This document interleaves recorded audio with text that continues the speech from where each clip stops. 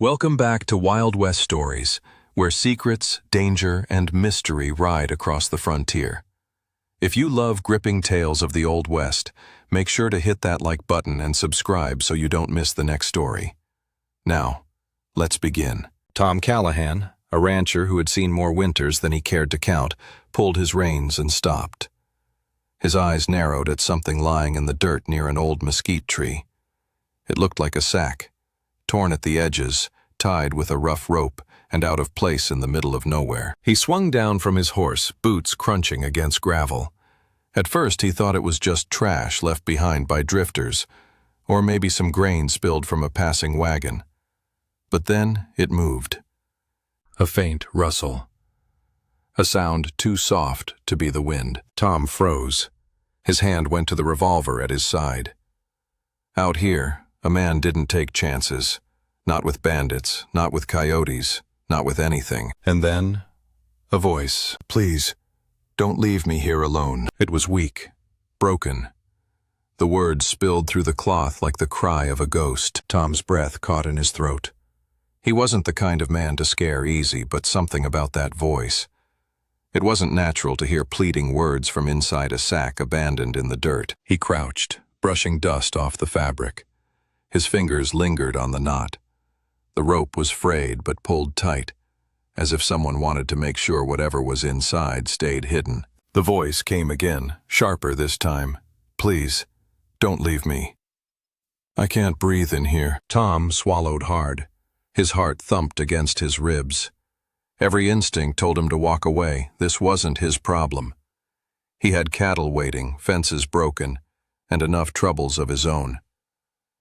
But something inside him, maybe guilt, maybe stubborn curiosity, wouldn't let him turn back. He tugged at the rope. It didn't give.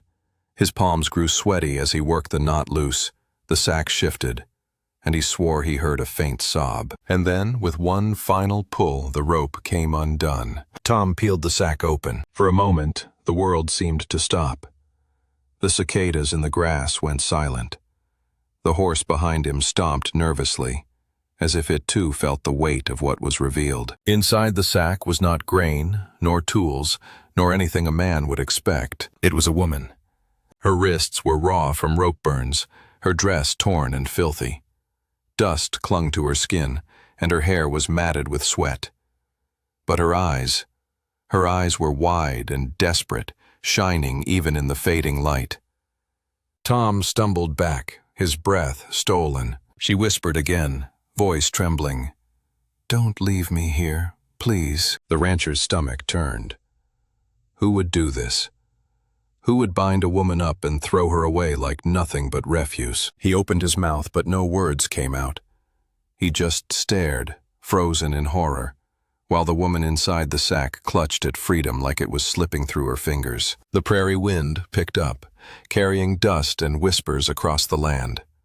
Somewhere in the distance, a coyote howled, and Tom realized one terrible truth. Whoever left her here wasn't far, and they might come back. Tom's hands shook as he helped the woman sit up.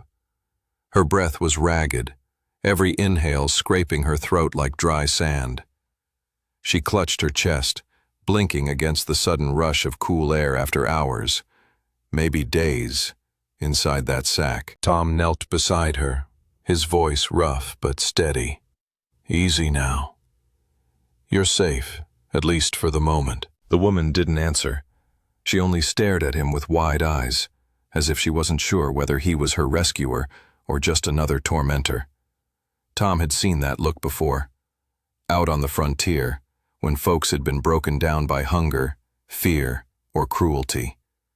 It was the look of someone holding onto hope by the thinnest thread. She finally whispered, "Water." Tom nodded quickly. He pulled his canteen from his saddle and pressed it into her hands. She drank greedily, water running down her chin.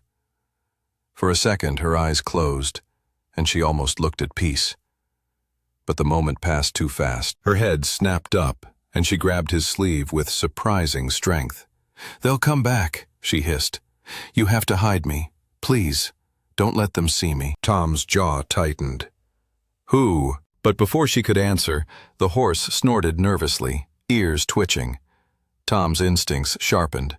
He turned toward the horizon. The sun had slipped lower, leaving the land bathed in the bruised purple of twilight. And there, far off, almost hidden in the dark, he saw it. Movement. At first, just a shadow, then another. The shapes of riders against the dying light. His stomach turned to stone. The woman clutched the torn sack around her shoulders, eyes wide with terror. "It's them," she whispered. Tom didn't waste another second. He grabbed her under the arm and pulled her to her feet. "Can you walk?" She stumbled, her legs weak from being bound, but nodded. Tom half lifted her to the horse, shoving her up onto the saddle before swinging on behind. He spurred the horse hard, the animal leaping forward just as the first distant whistle cut across the plains. It wasn't the whistle of a bird. It was sharp, shrill. A signal. Tom knew it in his bones. Those riders weren't just passing by. They were hunting. Dust kicked up behind them as Tom pressed the horse into a gallop. The woman clung to him, her breath hot against his back. Her voice trembled in his ear. "They'll kill you if they see you with me. Please, just leave me. I'll only bring you trouble." Tom shook his head fiercely, jaw clenched. "Too late for that. You're my problem now." The land stretched wide and empty around them. There was no easy escape. Every rise of the land, every shadow in the brush could hide danger. The riders behind were growing clearer, 3 of them, maybe 4. Torches flickered in their hands, glowing like fireflies against the deepening night. The woman buried her face against his shoulder, sobbing quietly. Tom's mind raced. He could push toward town, but that was miles away. He could head for the canyon, but that was a gamble. If the horse stumbled, they'd both be done for. Then he remembered the old mining shack. Half collapsed, forgotten by most, but still standing. It wasn't much, but it was shelter. And right now, shelter was life. He pulled hard on the reins, guiding the horse toward the hills. The riders' whistles grew louder behind them, closer now. Finally, just as the moon broke over the horizon, Tom spotted the shack, a crooked silhouette against the rocks. He dismounted quickly, pulling the woman down beside him. She stumbled, nearly falling, but he caught her arm. "Inside! Hurry!" They ducked into the shack, the air heavy with dust and old wood. Moonlight slipped through broken planks, painting stripes across the floor. Tom dragged a beam of wood across the doorway, bracing it just as the sound of hoofbeats thundered closer. The woman's eyes glistened in the pale light. "You don't understand," she whispered. "They're not after money or land. They're after me. They'll never stop." Tom crouched by the window, revolver drawn. His breath came slow and steady, but inside, his chest burned with unease. Outside, the riders slowed. Their torches cast eerie glows across the land. One of them let out a long, sharp whistle. Another answered. Then came the sound Tom feared most. Laughter. Low, cruel, echoing through the night. The woman flinched, covering her ears as if the sound itself cut her skin. Tom tightened his grip on the revolver, his eyes locked on the shadows outside. Whoever these men were, they weren't just passing through, they were circling. And they knew exactly where he and the woman were hiding. The night pressed heavy against the shack walls, every sound outside sharper than a knife. The horse snorted nervously, tied just out back. Tom crouched low by the broken window, revolver steady in his hands, eyes locked on the flickering torches weaving slowly through the dark. The woman sat against the far wall, clutching the torn sack like a blanket. Her chest rose and fell fast, but her eyes never left the window. She whispered so quietly it was almost lost under the rasp of the wind. "They'll find us. They always do." Tom glanced at her, jaw tightening. Not tonight. But even as he said it, doubt crept in. Whoever those riders were, they moved like hunters who knew their prey had no place left to run. Their torches drifted closer, circling slow, like wolves tightening around a wounded deer. One of the men called out, his voice deep and mocking, "Come on now, pretty thing. You think you can just disappear? You think some rancher's gonna save you?" The woman flinched, hiding her face in her hands. Tom's grip on the revolver turned white-knuckled. His voice came out low, sharp, directed at her. "Who are they? Why are they after you?" Her lips trembled. For a long moment, she said nothing. Then, with a shiver in her voice, she answered, "They call themselves the Black Vultures." Tom's blood ran cold. He'd heard whispers in saloons and campfires, stories of a gang that didn't just rob travelers or rustle cattle. The vultures took people. They left behind nothing but scraps and silence. He hissed, "Why you? What do they want with you?" Her eyes met his, glistening in the thin moonlight. "Because I know something. Something they can't let anyone else hear." Before Tom could press her further, the shack walls groaned under a heavy knock. Dust rained down from the ceiling. A voice drawled outside. "Hand her over, rancher. Ain't no use fightin'. She's ours. Always was." Tom raised his revolver, breath steady. "Don't reckon I see it that way." The man outside laughed, a sound that turned Tom's stomach. "You've got guts, I'll give you that. But guts ain't enough when it's 4 against 1. The woman crawled closer, her hand gripping Tom's arm. Her voice cracked. "They'll kill you. Please, just leave me here. Maybe they'll let you walk." Tom looked down at her torn dress, the raw rope burns, the fear in her eyes.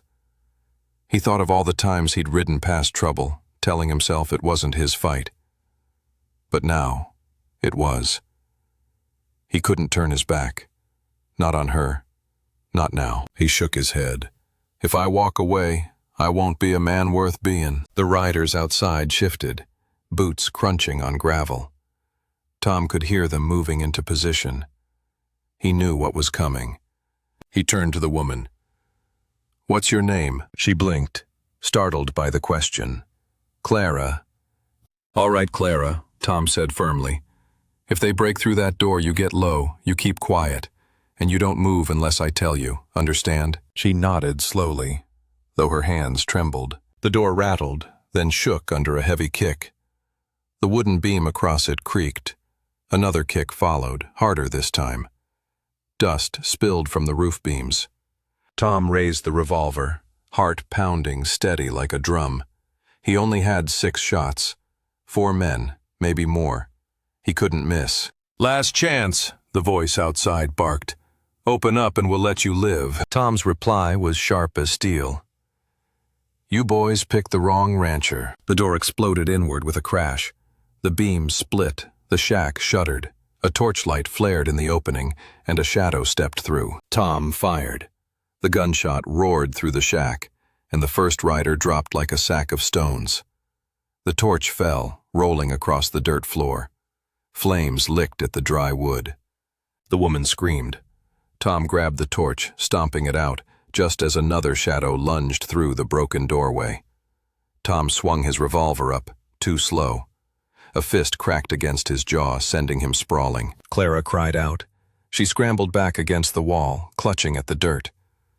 The outlaw laughed as he raised his boot to stomp Tom's head. But Tom wasn't finished. He rolled, yanked the revolver up, and fired again. The man fell backward, clutching his chest. The shack filled with smoke, the acrid sting of gunpowder and fear. Outside, the other riders shouted curses, their boots pounding closer. Tom dragged himself to his feet, teeth gritted. 2 shots left. Maybe 2 men, maybe more. Clara crawled to him, her voice hoarse. "They'll never stop, Tom. Not until I'm dead." Tom's eyes burned as he glared toward the doorway, revolver raised, chest heaving. "Then we don't let 'em finish the job." The riders' shadows loomed larger on the shack walls. Their laughter echoed again, cruel and certain. And in that moment, Tom realized the truth. This wasn't just a fight for Clara. This was a fight for his own soul. The shack walls rattled as another heavy boot slammed against the doorframe. Dust poured from the rafters, drifting through the thin beams of moonlight. Tom wiped blood from his lip, revolver steady in his hand. 2 shots left. 2 men, maybe 3. He couldn't afford to waste a single bullet. Clara clutched his sleeve, eyes wide and wet. "You can't win against them," she whispered. "Not out here. Not alone." Tom kept his gaze fixed on the shadows outside. A man's not alone when he's got something worth fighting for. Her lips parted as if to argue, but the words stuck in her throat. Outside, the voices of the riders grew louder. One called out, mocking, "Tom Callahan, we know your name. We know your land. We know your cattle. You got one chance. Hand her over, and we'll let your ranch stand." Tom's stomach twisted. He hadn't told them his name. He hadn't said a word about who he was. His eyes flicked to Clara. How do they know me? Clara's face drained of color. She looked away, pulling the sack tighter around her shoulders like it could shield her from the truth. "Clara," Tom's voice was sharp, demanding. "You tell me right now, what do they want with you? What are you hiding?" Her eyes brimmed with tears. She trembled, torn between silence and confession. Then, as the door shook under another violent kick, the words spilled out. "I saw them," she whispered. "I saw what they did." Tom frowned. "What do you mean?" Her voice cracked. 3 nights ago, the vultures raided a mining camp south of here. But it wasn't just a raid. They killed everyone. Women, children. They burned it all down. Tom's chest tightened. He'd heard rumors of the camp. Families digging for silver, trying to make a life. The thought of them wiped out, left in ashes. It turned his stomach. Clara's voice dropped lower, ragged with guilt. "I escaped. But they saw me. I'm the only one who lived. If I tell the law what I saw, the vultures hang. That's why they want me dead. That's why they'll never stop." Tom's jaw clenched. It all made sense now. She wasn't just some lost soul. She was a witness. The one thread that could unravel the black vultures. Another shadow appeared in the doorway. A rifle barrel glinted in the moonlight. Tom fired fast. The outlaw screamed, collapsing against the threshold. The shot echoed across the plains, ringing like a warning bell. Tom dropped the empty revolver cylinder open. 2 chambers left. He spun it shut with a snap. Clara pressed herself against the wall, shaking. "You should have left me in that sack. Now you'll die because of me." Tom looked at her, his voice steady, iron in his words. "No, Clara. I'll die if I stop being a man." The shack groaned again as another rider slammed his shoulder against the wall. The wood splintered, daylight-sized cracks spreading. Tom knew they wouldn't hold for long. He grabbed Clara's hand, pulling her toward the back. "We're moving." Now, they stumbled out through a gap in the rear wall, into the moonlit hills. The horse stamped nervously where Tom had tied it. But before he could reach the reins, another gunshot cracked the air. The animal shrieked, collapsing in the dust. Clara gasped. "They shot it!" Tom cursed under his breath. They were on foot now. The outlaw's laughter carried through the night. "Nowhere left to run, rancher." Tom yanked Clara's hand. "Keep low. Keep quiet." They scrambled into the rocks, weaving through the jagged terrain as torches flared behind them. Every step was a fight. Clara's legs weak, Tom's body aching from the blows he'd taken. But he kept her moving, half dragging her when she stumbled. Finally, they ducked behind a boulder, gasping for air. Tom pressed his back against the stone, peering over the edge. The riders were spreading out, torches moving like fireflies through the night, searching. Clara's voice was barely a whisper. "You should let me go. If they take me, maybe they'll spare you." Tom turned, fierce fire in his eyes. "Don't you dare say that. You're not theirs to take, not while I'm breathing." Her lips trembled. For the first time since he'd found her in the sack, she looked at him not with fear, but with something else. Something like trust. Then the crunch of boots on gravel echoed nearby. One of the riders was close, too close. Tom cocked the revolver, silent as a prayer. 1 shot left. His finger rested on the trigger. But then he heard something strange, something that froze him in place. The rider was talking, but not to himself. He was giving orders. "Search every inch. The boss wants her alive. If the rancher fights, We put him in the ground. Tom's heart pounded. The boss. That meant someone else, a leader pulling the strings. And from the sound of it, this wasn't just some gang after blood. They wanted Clara alive, for a reason she hadn't told him yet. The desert night was alive with firelight and echoes of laughter. From behind the boulder, Tom could see the riders' torches spreading like a net across the hills. They weren't just searching blind. They were hunting with purpose, each man moving like he already knew the ground. Clara pressed close to him, her breath ragged in his ear. "He's here," she whispered. Tom glanced down at her. "Who?" Her eyes shone with terror. "The one they call the boss." Tom frowned. "You mean their leader?" She nodded slowly. "He's worse than the rest. The others, they kill because they're told to. He kills because he wants to. And he's clever. Too clever. If he says he wants me alive, it's not for mercy." Tom's gut twisted. He had only one bullet left. His horse was gone. Clara was half broken from exhaustion. And now he knew they weren't just fighting a gang. They were fighting a man who planned every move like a chess game. The crunch of gravel pulled his attention back. A figure moved closer, taller than the others, broad-shouldered, with a torch in one hand and a long coat trailing behind him. His hat brim shadowed his face, but even from a distance, Tom could feel the weight of his presence. The boss. He raised a hand, and the riders froze. The torches stilled. The desert grew quiet, as if the land itself feared him. Then his voice rolled out, deep and steady, carrying across the rocks. "Clara, you've run long enough." Clara shuddered. She pressed her forehead against her knees, whispering, "Don't listen, don't look at him." But Tom did. His jaw tightened, his revolver steady in his hand. The boss chuckled low. "Rancher, I know you're out there, and I know you've got her. She's not yours to save. You think you're protecting her? You're not. You're only delaying the inevitable." Tom raised his voice, sharp as steel. "If she's not yours, then whose is she?" The boss stepped forward, firelight catching half his face. His smile was cold, a slash of white against the dark. "She's mine because she knows my truth. And no one walks free knowing that." Clara whimpered. Tom felt her hand clutch his arm tighter. The boss spread his arms as if making a deal. "Bring her to me now, Callahan. Walk away, and you'll live to see your cattle and your land again. Refuse, and I'll burn it all to the ground." Tom's teeth ground together. He'd heard empty threats before, but something in the boss's voice rang true. This was a man who would carry fire to the ends of the earth to get what he wanted. Clara lifted her head just enough to whisper, "Don't do it. Even if it kills me.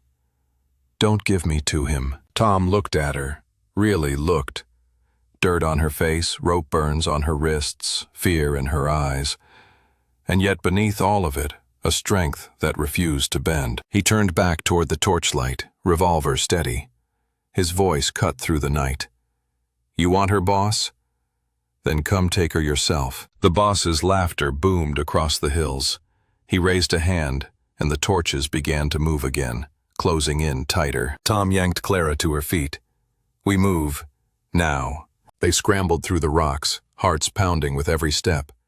Behind them, the outlaws shouted, boots hammering against stone. Bullets whistled past, sparking off boulders.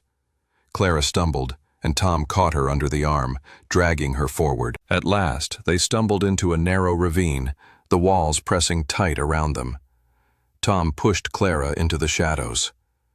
"Stay down. Don't make a sound." He pressed his back against the wall, breathing hard. One bullet. One chance. He could already see torchlight spilling at the ravine's mouth. Then Clara tugged at his sleeve, her voice trembling but urgent. "There's something you need to know. About him." Tom leaned close. "Make it quick." She swallowed hard, her eyes darting toward the growing glow of torches. "The boss, he ain't just some outlaw. He used to be law." Tom's head jerked. "What?" Her voice cracked. "He was a marshal once. A good one. Folks trusted him. But something changed. Money, power, I don't know. He turned his badge into a curse. That's why he's so dangerous, Tom. He knows every trick, every lawman's move. He's hunted men his whole life. Tom's chest burned. A fallen marshal. That explained everything, the way the gang moved, the way the boss carried himself, the cold order in his voice. He wasn't just another outlaw. He was trained, he was experienced, and he was ruthless. The torchlight grew brighter, shadows stretching long against the ravine walls. Clara's voice dropped to a whisper. He'll never stop, not until I'm dead. Or he is. Tom tightened his grip on the revolver. His voice came out like gravel. Then we make sure it ain't you. The first outlaw stepped into the ravine, torch raised high. Tom steadied his hand, breath slow, heart steady. One bullet, one chance. He squeezed the trigger. The gunshot cracked like thunder, echoing off the walls. The outlaw dropped, torch clattering to the dirt. Flames hissed as it sputtered out. The night fell darker, but the chase was far from over, because now the boss himself was coming. The ravine grew quiet after the gunshot, the kind of silence that presses against a man's ears and makes his heart pound louder than thunder. The smoke from Tom's revolver curled upward, vanishing into the night. Clara crouched low behind him, clutching her torn sack like it still held some kind of protection. Her whisper barely rose above the hush of the wind. They'll come now. He'll come. Tom slid the revolver back into its holster. Empty. One bullet spent, no more left. All he had now was grit, and the will to stand between Clara and death. Footsteps echoed at the mouth of the ravine. Slow. Heavy. Each one deliberate, like a man who had nothing to fear. The boss. His shadow stretched tall against the rock walls, torchlight painting fire across his long coat. When he stepped into view, his eyes glowed sharp beneath the brim of his hat. The other riders hung back, watching in silence. This wasn't their fight. It was his. He stopped a few paces away, lips curling into a cold smile. You've got spirit, Callahan. I'll give you that. But spirit don't stop bullets. And you're out of yours. Tom stood firm, shoulders square, jaw tight. Maybe. But a man don't need bullets to do what's right. The boss chuckled, pulling his pistol slow, savoring the moment. You think this is about right and wrong? Out here, there ain't no such thing. Only power. And right now you ain't got any. Clara's voice rang out, trembling but fierce. You were supposed to protect us. You wore the badge. I saw you that night at the camp. I saw you laughing while the vultures burned it down. The boss's eyes flicked to her, hard and cold. That's why you're in this mess, girl. You should have closed your eyes, like everyone else. Tom stepped forward, blocking her with his body. His voice was iron. Then maybe it's time someone opened theirs. The boss raised his pistol, the barrel catching firelight. His grin widened. Any last words, rancher? Tom's mind raced. He had no gun, no knife, nothing but bare hands and stubbornness. The distance between them was too far to rush. One pull of the trigger, and it would be over. Then Clara moved. She grabbed the fallen torch from the dirt and hurled it with every ounce of strength left in her. The flames spun through the air, landing in the dry brush at the boss's feet. Fire leapt upward, bright and sudden, forcing him back a step. Tom didn't hesitate. He lunged, slamming into the boss with all his weight.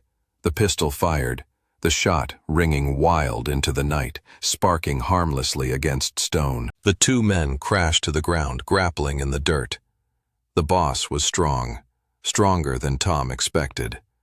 His fists were heavy, trained, landing sharp blows that rattled Tom's skull. But Tom held on. Teeth gritted, fueled by something deeper than strength. Every memory of Clara's voice begging from inside that sack, every rumor of the camp burned to ash. Every shadow of fear these men had spread across the plains, it all surged through him. The boss snarled, forcing Tom's arm back, pistol turning toward him again. You can't stop me. You're just a rancher. Tom bared his teeth, muscles screaming, and spat the words like fire. "Then I'll be the rancher who ended you." With a final surge, Tom slammed the boss's wrist against the rocks. The pistol clattered loose, skidding across the dirt. The boss roared, lunging forward, but Tom was ready. His fist cracked against the outlaw's jaw, once, twice, until the man staggered back, dazed. Breathing hard, Tom grabbed the pistol from the dirt. He leveled it at the boss, chest heaving. The gang outside shifted, muttering, but none dared step in. They knew this was decided. The boss spat blood, smiling through broken teeth. "Go on, Callahan. Pull the trigger. Be the man who kills an unarmed marshal." The word cut through Tom like a blade. Marshal. The badge may have been long gone, but the weight of it lingered. Killing him here might make Tom no better than the man he hated. For a long, tense moment, the night held its breath. Then Tom lowered the pistol. His voice was low, steady. "You don't deserve a bullet. You deserve the rope." The boss's eyes widened just as Clara stepped forward, clutching the fallen rope from her sack. She tossed it to Tom. Together, they bound the boss's hands tight. The once mighty marshal brought low in the dust. The other riders shifted uneasily, their fire gone. Without their leader, they were nothing more than shadows. One by one, they slipped back into the night, torches fading into the desert. Silence returned. Heavy, final. Clara sank to her knees, tears streaking her face. "It's over?" Tom holstered the pistol, his voice softer now. "No, not yet. But tomorrow, we ride. We take him to the law. And then it'll be over." She looked up at him, eyes shining with gratitude and something more. "You didn't have to save me." Tom's gaze softened. "Maybe not. But if a man don't stand up when it counts, he ain't a man worth rememberin'." The fire in the brush burned low, crackling softly as the stars glittered overhead. The nightmare had ended, but a new journey lay ahead. One of justice, redemption, and a fragile hope that maybe, just maybe, the West could be more than dust and blood. Thank you for listening to this Wild West tale. If the story kept you hooked, don't forget to like, subscribe, and share it with a friend who loves Western stories. More tales are on the way, and trust me, you won't want to miss them.